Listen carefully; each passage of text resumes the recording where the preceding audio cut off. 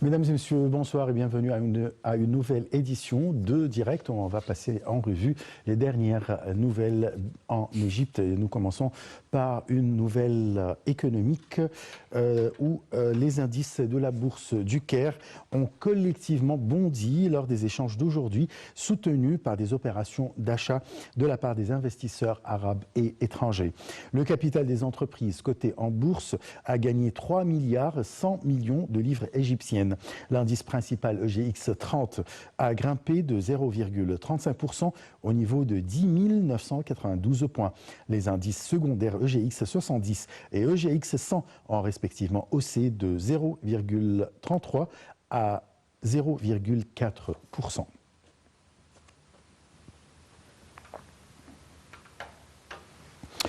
Le chef de l'État, Abdel Fattah al-Sisi, a reçu samedi l'ancien président de la Namibie, Sam Nujoma, en présence du chef des services des renseignements, Abbas Kamel, et de l'ambassadeur de Namibie au Caire. Reportage.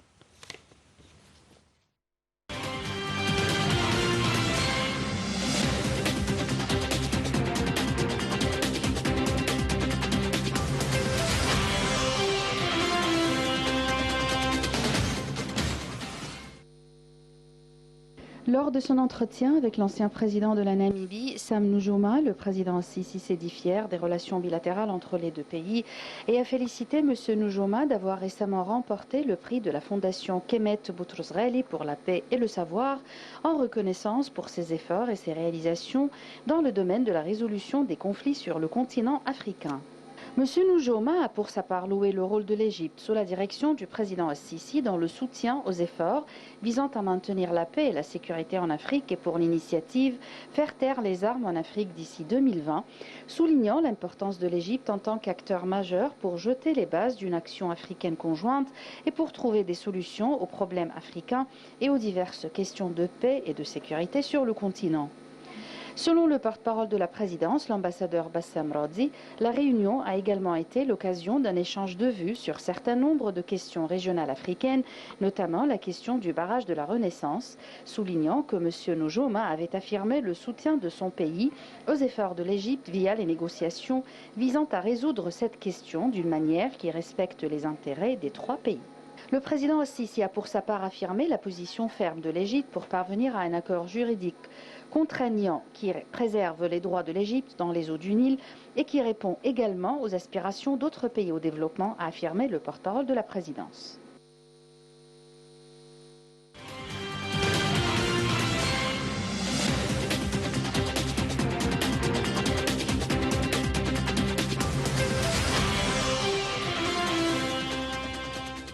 Passons à une nouvelle économique où la ministre du Commerce et de l'Industrie, Nevin Gama, a souligné l'importance de la conjugaison des efforts des pays arabes et européens pour surmonter la crise économique et réaliser la stabilité économique en ouvrant de nouveaux horizons d'investissement et en exploitant les richesses de la région.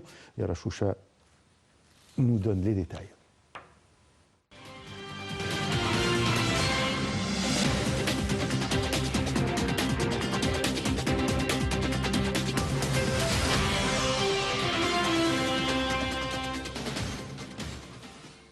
La ministre du Commerce et de l'Industrie, Nevin Gamer, a souligné l'importance de la conjugaison des efforts des pays arabes et européens pour réaliser la stabilité économique en ouvrant de nouveaux horizons d'investissement.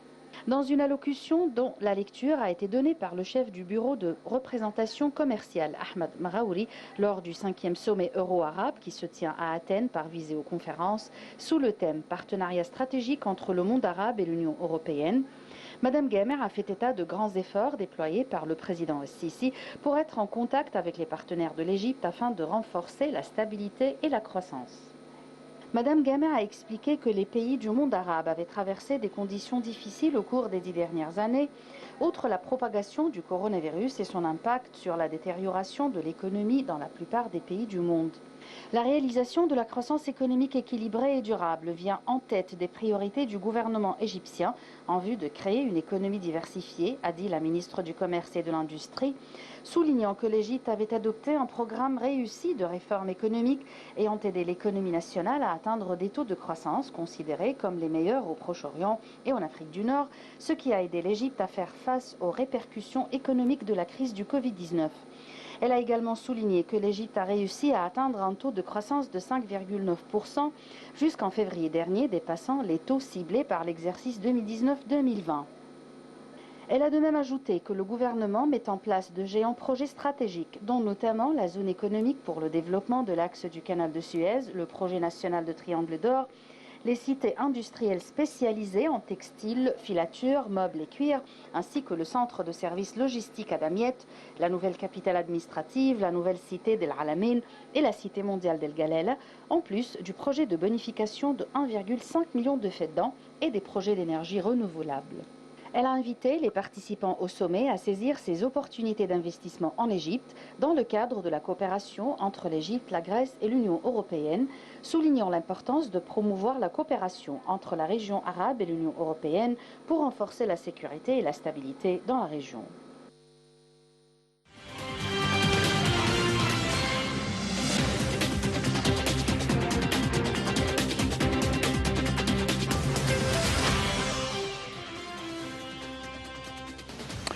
En Égypte, les trésors se dévoilent un à un. Après la mise au jour d'une soixantaine de sarcophages le mois dernier, le pays a dévoilé samedi une nouvelle découverte très importante, extraordinaire plutôt, une centaine de cercueils datant de plus de 2000 ans et en parfait état de conservation ont été présentés. Reportage.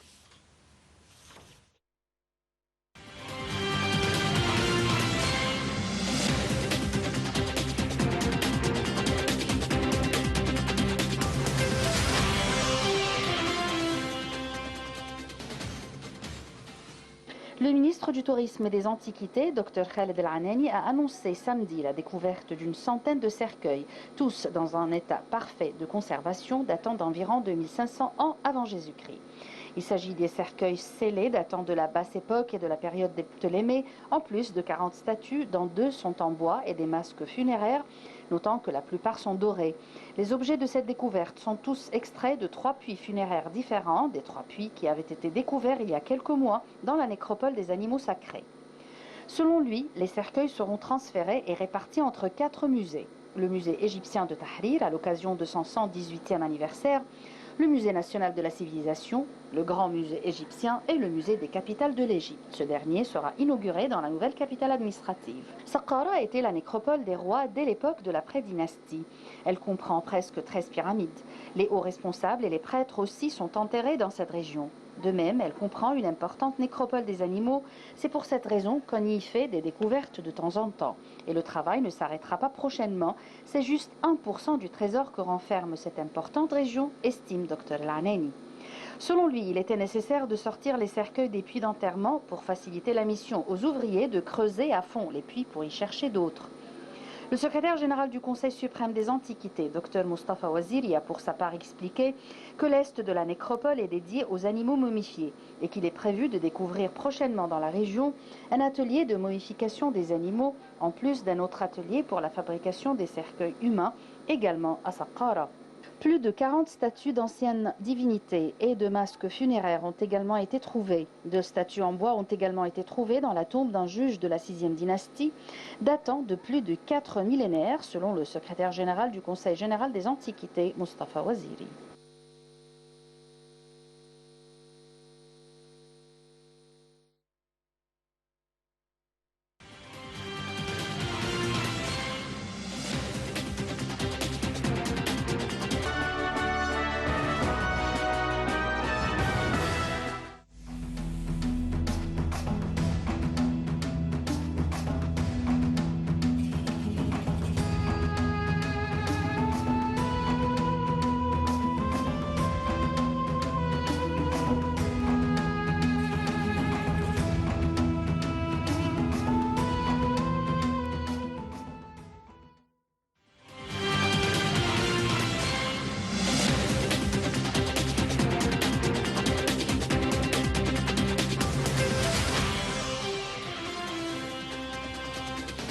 La grande découverte archéologique révélée dans la nécropole de Saqqara la semaine dernière, plutôt samedi dernier. Et notre thème principal, nous avons le plaisir d'accueillir dans le studio Manal Mourad, vous êtes égyptologue, bonsoir. Bonsoir, ravi. Avant de commencer par cette découverte et son importance, j'aimerais bien mettre l'accent sur l'importance de la nécropole de Saqqara dans l'histoire égyptienne en général. Tout d'abord, la nécropole de Saqqara fait partie de la région memphite. Et Memphis fut la première capitale de l'Égypte de l'Antiquité. Vous comprenez, 3500 avant le Christ, l'Égypte a connu une capitale, une vraie administration.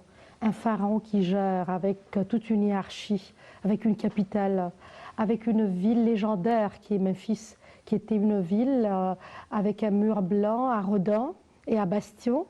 Dont les voyageurs greco-romains en parlent tout le temps. La nécropole de Saqqara fut une nécropole assez remarquable, assez importante, soulignée par les découvertes de Maspero, Mariette, évidemment le grand Philippe Loher aussi, et puis maintes découvertes des missions françaises, et récemment une mission purement égyptienne, comme vous le savez, a mis au jour quelque chose d'incroyable. La nécropole, comme je viens de dire, l'importance de la nécropole, on sait très bien que c'est le génie d'architecture qui a fait, ou bien qui a établi, qui a construit cette région. Qu'est-ce qu'il y a dans cette région comme antiquité? Oui, tout d'abord, il faut préciser que ce génie dont vous parlez, c'est l'architecte Imhotep. Et l'architecte Imhotep, c'était pas seulement considéré comme un génie, même à la basse époque, à la 26e dynastie, il fut presque divinisé, donc adoré comme un dieu minuscule de l'architecture, etc. L'architecture fut son langage. Je construis, donc j'existe. C'est ça ce que Imhotep nous a appris, nous les Égyptiens, et a appris au monde. La première pyramide construite dans l'histoire de l'humanité, la pyramide à degrés, c'est la tombe de Sa Majesté le roi Djesser, donc fut une pyramide qui se trouve à Saqqara, ce qu'on appelle la pyramide de Djesser. Ça date de 2780 avant le Christ.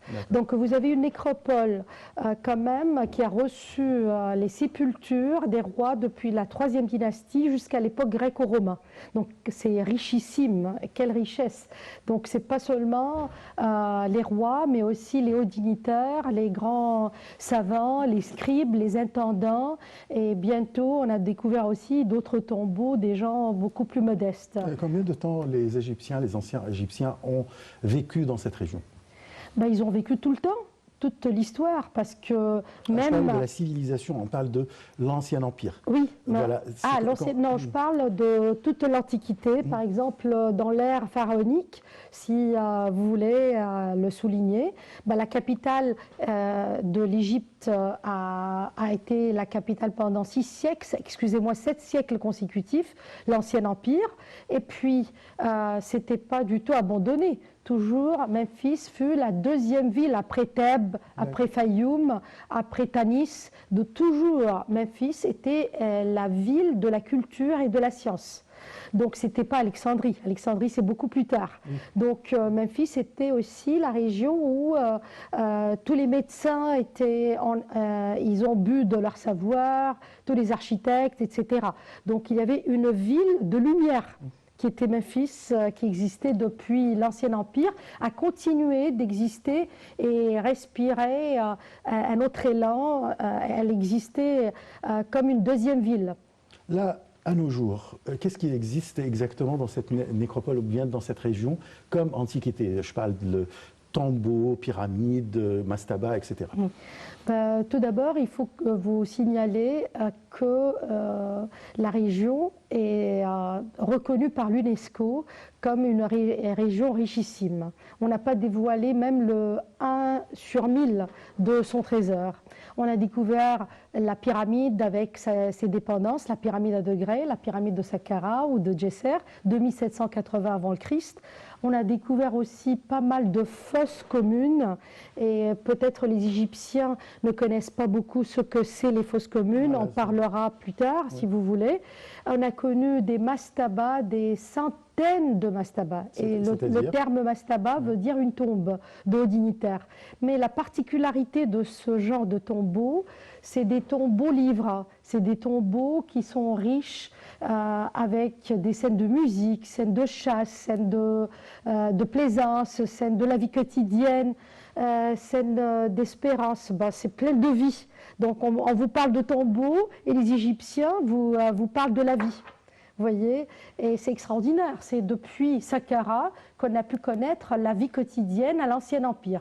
Si je vous parle de l'Ancien Empire, je vous parle d'une date précise entre 2780 avant Jésus-Christ jusqu'à 2100 avant Christ. Donc on parle de 6 siècles ou 7 siècles consécutifs avec des rois constructeurs, notamment Khéops, Képhren, Mykérinos, ils font partie de l'Ancien Empire, notamment les rois soleils, qu'on appelle les rois soleils d'Aboussir, par exemple avec les pyramides. Le papa de Khéops, c'est un roi de l'Ancien Empire, jusqu'au roi Pépi I et Pépi II, et puis cet Ancien Empire s'éclipse avec la première révolution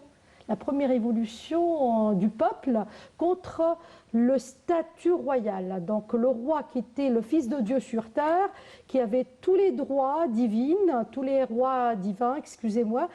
droits aussi administratifs, ben, le peuple se met contre lui vers 2100 avant Christ pour mener la première révolution sociale. Voilà, on n'a rien inventé dans l'ancienne Égypte.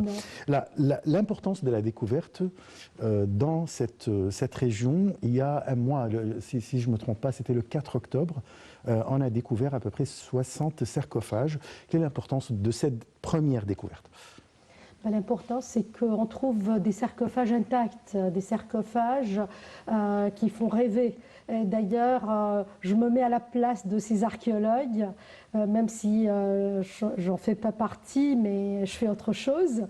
Donc, on frissonne devant ce couvercle quand il va s'ouvrir. Vous avez des sarcophages avec des polychromies intenses qui n'ont jamais été attestés depuis le jour qu'on a inhumer la personne, donc plus de 4000 ans. Depuis 4000 ans, depuis 4500 d'aujourd'hui, si on calcule bien les dates. Et puis, on attend des trésors et des trésors. Ben, les momies étaient intactes, beaucoup de momies étaient intactes, beaucoup de trésors étaient trouvés, beaucoup de statuaires d'Horus, surtout, de Sokar.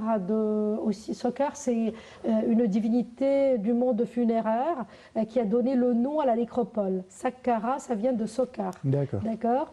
Et puis aussi le dieu Ptah était très présent, etc. Mais les cercueils eux-mêmes étaient particulièrement colorés et particulièrement en très bon état de conservation. Qu'est-ce que ça nous rajoute en tant qu'égyptologue spécialiste? Qu'est-ce que ça nous rajoute dans l'histoire, dans les connaissances, cette découverte? J'adore votre question parce qu'on ne la pose jamais. Ça ajoute à notre connaissance, c'est-à-dire on a des documentations qui nous éclairent sur l'histoire. On n'invente pas notre histoire, on a des découvertes épigraphiques comme ce qu'on trouve, des écritures qui sont notées.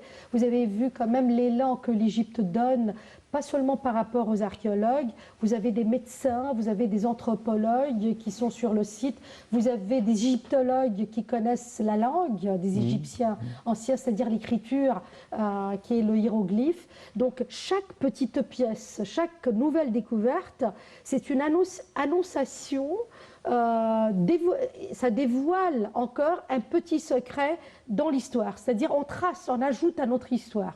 Donc on connaît plus ou moins les dates principales, on connaît quand même des héros comme Ramsès II, comme Toutankhamon, etc. Mais le détail, c'est par ces découvertes épigraphiques, par ces découvertes archéologiques. Ça complète les nœuds. C'est pas anodin, c'est pas seulement pour la beauté, c'est pas uniquement pour les richesses des musées, bien que ça ajoute aux richesses des musées, et on va en parler si ça vous intéresse, mais c'est surtout, ça nous éclaire sur notre histoire. J'arrive à notre découverte de ce samedi. Oui. Alors, on a découvert 100 cercueils, au moins. J'ai entendu parler que sont plus de 100 cercueils, ainsi que quelques autres découvertes. Parlez-nous de cette découverte. Oui, tout d'abord, c'est délirant, Achraf. C'est délirant parce que 100 encore sarcophages qui s'ajoutent, qui voient le jour et qui sont dans un état de conservation extraordinaire. Donc, c'est surprenant. Et puis, dans ces cercueils, on a trouvé pas mal de momies intactes. On ne parle pas seulement du mastaba de Wahi, qui est bouleversante, parce que le mastaba lui-même, il y a un mois d'aujourd'hui, elle nous a bouleversés par ses écritures, par les rangs de boss, c'est-à-dire les statues qui sortent des murs, par tout le contenu de ce mastaba, de cette tombe. Mais cette découverte qui vient d'avoir lieu, tout d'abord, il y avait tout le média du monde entier. Il y avait toutes les télévisions européennes qui étaient sur place. Il y avait des ambassadeurs qui étaient sur place. Il y avait le monde entier qui était là en hâte de savoir c'est quoi. C'était des trésors. Mais aussi, on a trouvé des cercueils du dieu Horus, c'est-à-dire dans lesquels on imagine qu'il y avait des faucons embaumés, mais on ne les a pas trouvés intacts. On a trouvé des dizaines, si je me souviens bien, 22 ou 24 statues du dieu Ptah Sokar. Ptah, c'était le dieu, d'après les anciens Égyptiens, d'après une école cosmogonique memphite, c'est-à-dire d'après la religion égyptienne ancienne de cette époque-là, c'est le dieu créateur, c'est le dieu qui a créé par la parole. Il a prononcé et tout a existé. Donc pour les anciens Égyptiens, ils ont cru au verbe, à la parole. Ça me donne des frissons parce que c'est vrai qu'ils ont configuré par une statue, contrairement à tout ce qu'on peut penser aujourd'hui, mais c'est extraordinaire, l'idée métaphysique qui est derrière. Un dieu, c'est la recherche du divin à tout prix. Le dieu Ptah qui a créé le monde avec la prononciation du verbe. Et puis, on trouve 20 statues avec des dorures, avec de la faïence, avec des maintes pierres qui sont sculptées. Aussi, j'aimerais bien ajouter que toujours on parle de bois de sycomore qui était employé parce que c'est le bois le plus disponible. On a trouvé du bois d'acacia qui était employé aussi dans ce genre de cercueil. On a trouvé des gens très importants, des nobles, comme on a trouvé des gens beaucoup plus simples qui avaient le droit à l'embaumement, qui avaient le droit, comme tout le monde, à réexister. Et permettez-moi de vous dire deux mots là-dessus. L'Égyptien, on dit que c'est le premier qui a découvert la mort, mais pas du tout. C'est le premier qui a découvert que la mort n'existe pas. C'est-à-dire, on traverse tout court. Oui, on est immortel. C'est-à-dire, c'est pas la mort qui est découverte par l'Égyptien, non. C'est au-delà de la mort, l'autre vie, la vie vraie, comme il disait. Donc, même quand on parle de l'ouest, la nécropole ouest de Saqqara, qui était l'ouest de quoi? L'ouest du Nil. Donc, c'est le monde où le soleil va se coucher. Donc, lorsque le soleil va se coucher, c'est-à-dire on va se métamorphoser, on change, nous, par analogie, avec le soleil, avec le cosmos, avec la lune, avec les autres aussi éléments du cosmos. Et puis, on devient un autre être, un être de lumière. Cet être de lumière, c'est celui qui a le droit de réexister. Donc on parle d'immortalité. Cette idée-là, elle devient très moderne. Actuellement, on vous parle de la mort imminente, toutes les recherches, les scientifiques, les médecins français, les médecins américains, ils ont écrit des livres et des livres uniquement depuis 1974 qu'on va réexister. Avec la science, ils nous l'approuvent. Voilà, les Égyptiens ont tout inventé. C'est vrai, ça se voit que vous êtes trop fascinés par cette histoire et par les antiquités.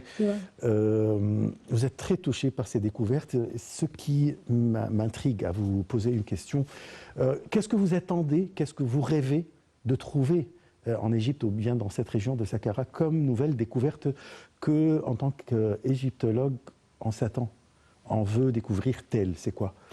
Ah oui, Je n'ai pas eu une précision, surtout à Saqqara. Peut-être si vous m'avez posé la question Alexandrie, j'allais vous dire la tombe d'Alexandre. Tout le monde en rêve, ou de Cléopâtre, parce que ça fait rêver.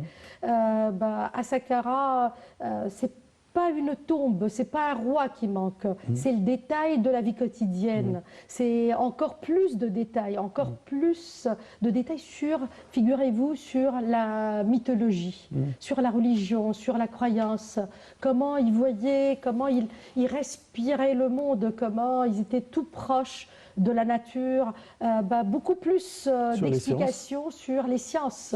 Par exemple, la mathématique. Les équations, comment ils ont pu construire la grande pyramide de Khéops. Oui, on a des hypothèses, oui, nous connaissons plein d'hypothèses, mais pas concrètes. Mais aucune confirmation. Et bientôt, j'espère, comme on a trouvé sur la rive ouest de Luxor la tombe de Rechmira, qui était un ministre mathématicien qui nous a éclairé sur pas mal de choses, sur les équations, etc. Espérant à Saqqara trouver encore un autre mathématicien, encore un architecte qui nous dévoile son savoir avec les papyrus. Combien de papyrus aussi fort importants étaient trouvés, comme celui de Torino, qui est parti malheureusement à Turin, et beaucoup d'autres aussi qui sont plein de détails sur la mathématique. On est resté plusieurs, peut-être des dizaines d'années sans de vraies découvertes.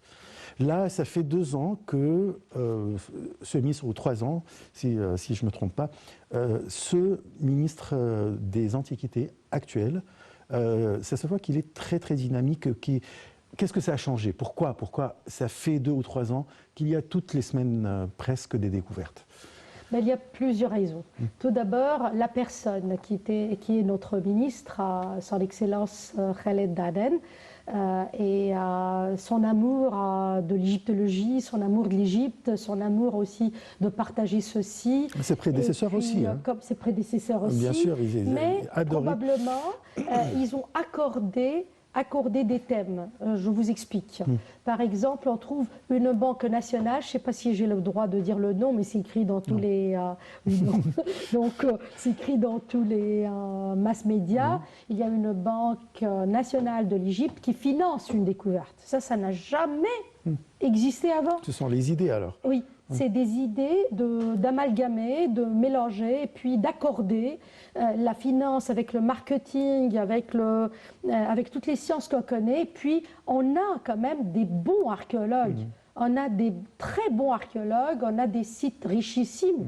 Donc pourquoi pas ne pas... Et plusieurs missions étrangères même.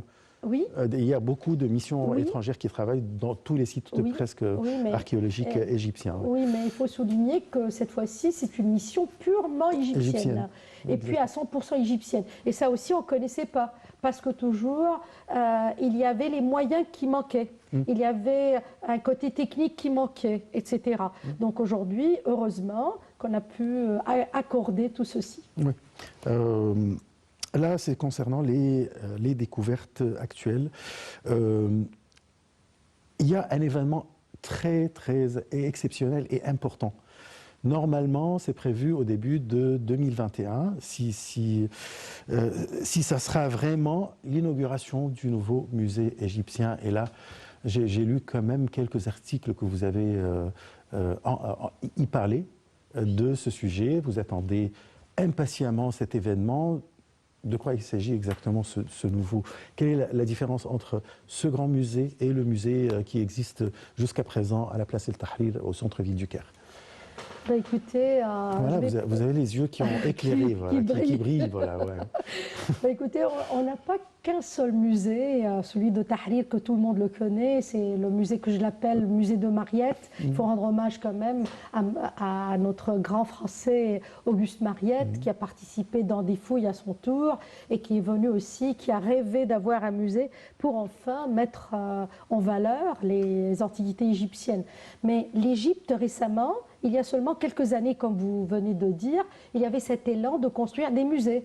Le musée de la civilisation qui se trouve à Fostat, les musées à Alexandrie, les musées à Minier, les musées partout dans toutes les villes de l'Égypte. Et ce grand musée, le GEM, Et j'aime beaucoup quand même l'abréviation, parce que ça fait pierre précieuse, j'aime, hein, c'est en anglais. J'aime beaucoup. Et ça fait français, j'aime. Et oui, ça fait français en homonyme. Oui, oui. Et j'aime beaucoup ce grand musée. C'est un musée extraordinaire, qui fait rêver. 50 000 mètres carrés de superficie, et c'est un complexe d'idées. C'est pas seulement un musée comme ça, comme on le connaissait dans le monde entier. C'est un musée avec des salles de conférences. Les sous-sols, ce sont les régions, les endroits où on restaure nos monuments. Donc toutes les écoles de restauration, tout notre savoir maintenant bien embrassé, avec la technique, les techniciens, le savoir, les moyens, dans le sous-sol de ce musée. Il y a un cinéma, il y a 28 restaurants, il y a des magasins, il y a une vue panoramique sur quoi? Sur une des merveilles du monde, sur un site classé une des merveilles du monde exceptionnel, ancien. Donc quand même, vous pouvez passer la journée. Et les en pyramides, plus, il faut dire. Oui, les pyramides, excusez-moi. Oui. Les pyramides de Gizeh, excusez-moi. Puis on a une vue panoramique sur Gizeh, sur les pyramides. Il faut savoir aussi, il faut noter qu'il y a un petit musée, rien que pour les enfants. Et ça, c'est unique. C'est-à-dire qui est consacré pour les visites des enfants d'un certain âge jusqu'à l'âge de 12 ans. Donc ça parle à l'enfant. Qu'est-ce qu'on va y exposer? La façon de l'exposition, la façon dont on parle, les écrans qu'on a présentés pour les enfants, le langage, l'approche à l'enfant, pour qu'il aime son musée. Donc c'est fait pour l'enfant égyptien, mais pour l'enfant aussi du monde entier. Donc quand même, moi je trouve c'est extraordinaire. C'est un complexe de musées qui offre au monde une idée nouvelle, une idée à la fois, vous pouvez venir pour étudier, pour la culture, mais pour passer, étant que touriste, toute une journée, pour les Égyptiens, pour les écoles, pour tout le monde. Qu'est-ce que ça va abriter exactement, pas exactement, mais en bref, ce musée? Abrité dans quel sens? C'est-à-dire exposer. Qu'est-ce qu'on va exposer dans ce musée? On va exposer 100 000 pièces dans 20 000 pièces qui n'ont jamais été vues.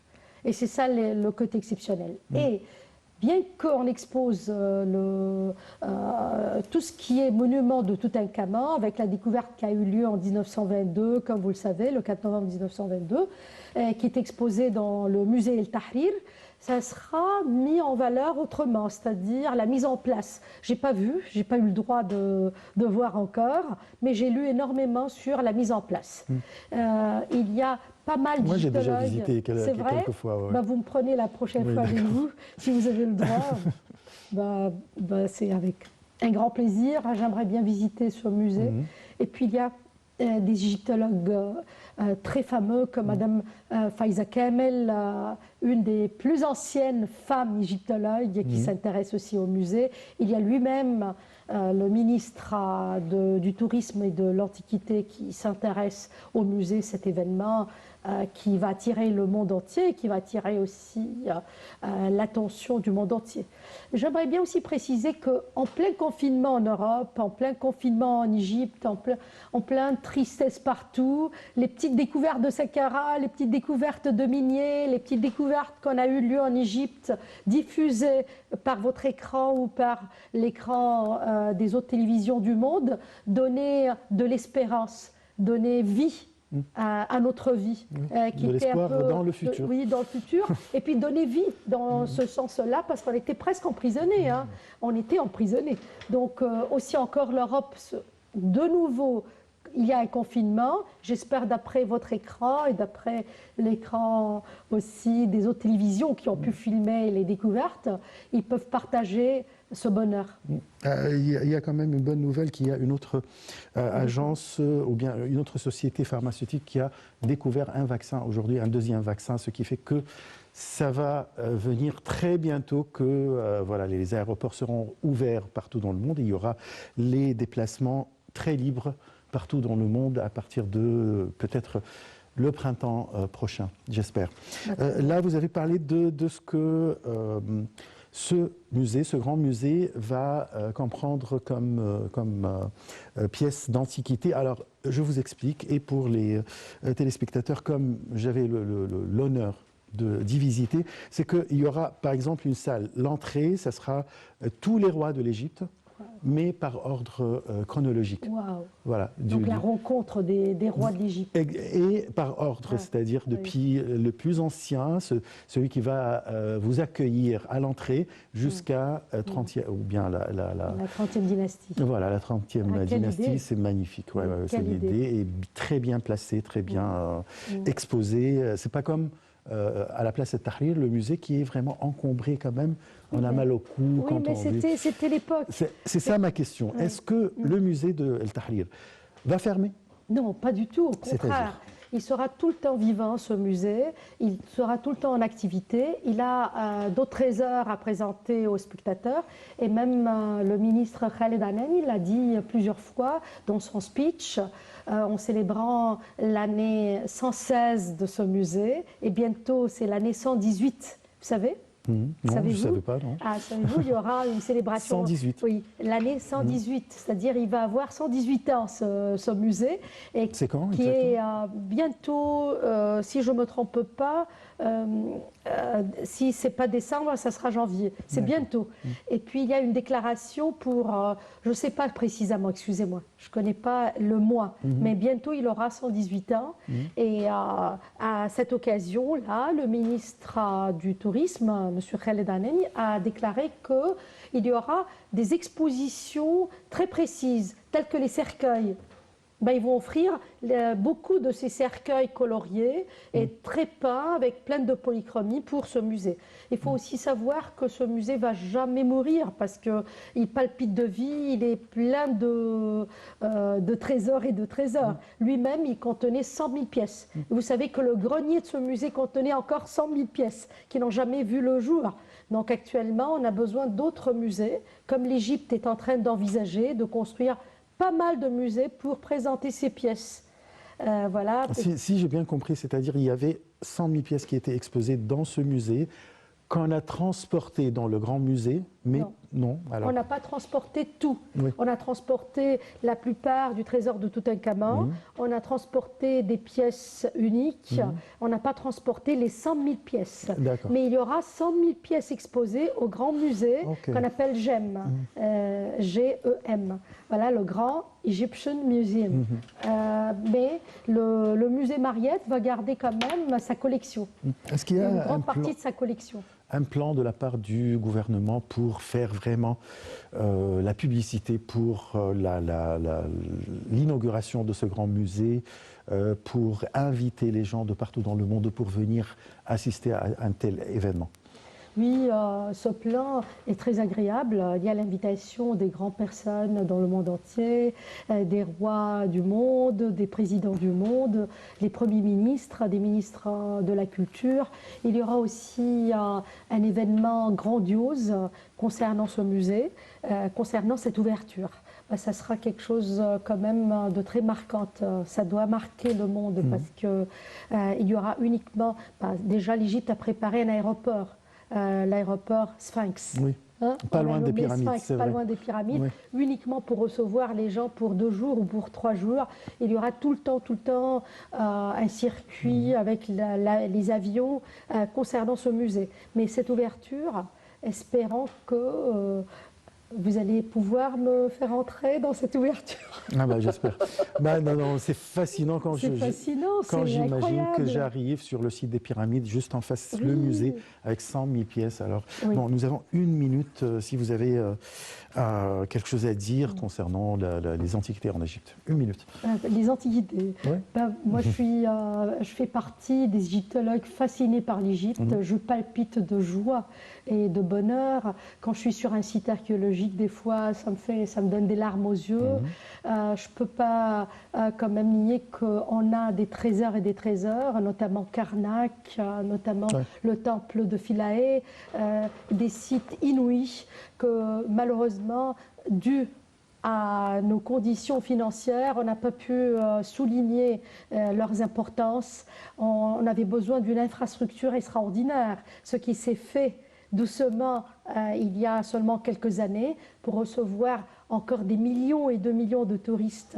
Ce que j'aimerais bien dire, c'est que cette Égypte richissime, qui a toujours émané l'amour, qui a émané aussi la paix, parce que vous savez que notre civilisation, ce n'est pas une civilisation de guerre ou d'occupation, c'est une civilisation de science et de construction. Exactement. Donc ce que j'ai envie de vous dire, c'est qu'il faut inviter le monde entier, voilà, pour inviter le monde entier pour pouvoir partager avec nous ce côté délicieux, ce côté amour et paix. Bien sûr. Merci à vous. Merci beaucoup pour toutes ces, je veux dire, ces sentiments, cet amour pour les antiquités et j'espère que très bientôt on va assister à l'inauguration du grand musée ensemble. Merci beaucoup. Manal Mourad, vous êtes égyptologue, je rappelle, je vous remercie beaucoup. Ravi.